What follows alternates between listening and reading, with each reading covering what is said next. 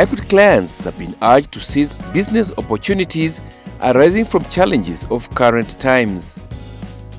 Equity Group Managing Director and CEO Dr. James Mwangi said the world is at a point in time when it needs to recalibrate the human development agenda in the same way it did after the Second World War. We all depended. If it is manufactured goods, it was China. If it was grains, it was Russia and Ukraine. If it was edible oils, it's Indonesia and Malaysia. Yet when you look at history, in 1960, the largest producer of palm oil was DRC. So the world wants diversification and reduction of overconcentration and dependence. We are paying a very huge price for the dependence we had with Russia and Ukraine on fertilizer and cereals. To really effect never again, the world must reset. You must reduce dependence. Dr. Mwangi was speaking in Nairobi at a luncheon hosted by Equity for its customers. COVID came and devastatingly disrupted global supply chains.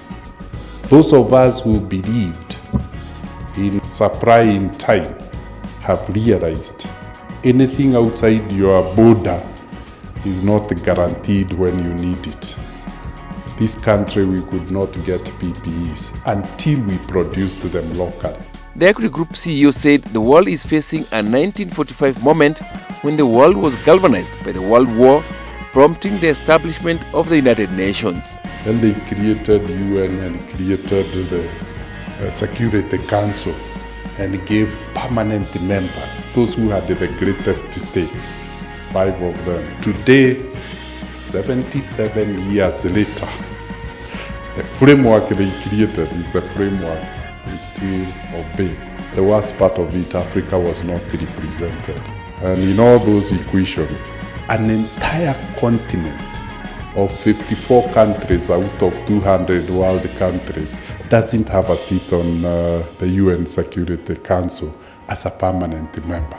This time round, Africa needs to seize the opportunity to feed the world, as 60% of the world's unutilized arable land is on the continent. There is no way the world will solve the problem of food security without Africa. The world can't extend the size of agricultural land. So the only option is to increase productivity of agricultural land for food security. The only continent that can increase food productivity is Africa. Dr. Mwangi further suggested that Africa seizes the moment to value add in manufacture critical green minerals like cobalt and lithium deposits mainly found in the Democratic Republic of Congo. The critical green minerals to push the world to a green energy, 60% of them are in Africa. And fortunately concentrated around the Great Lakes. It is DRC, number 1, with 40%. You add part of Angola, Zambia, a little bit of Burundi, little bit of Uganda, and you have 60% of the world resources. The clients were invited to tap on Equity's Africa Recovery and Resilience Plan in partnership with foreign investors to solve food security problems facing the world. This plan, we have set aside $7 billion. $7 billion is about 900 billion Kenya shillings. And said, we'll set this aside, we'll fund this. But little did we know that the plan was reasonable. We then said, let's bring the world on the table. We took to the UN agencies in all the 6 countries.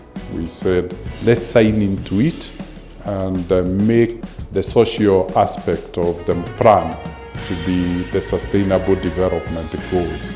The UN, World Bank, the Commonwealth Enterprise and Investment Council, 16 development banks, the East African Community, the African Continental Free Trade Area, and multinationals including Microsoft and Amazon are already part of the Africa Recovery and Resilience Plan.